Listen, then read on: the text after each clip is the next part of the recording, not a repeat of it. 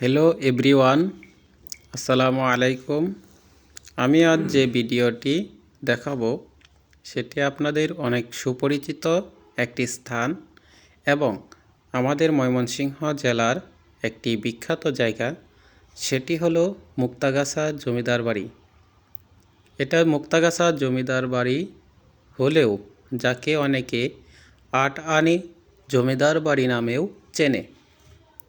আগে এখানে বড় বড় উৎসব হতো, দূর দূরান্ত থেকে মানুষ আসতো আর এখনও আসে।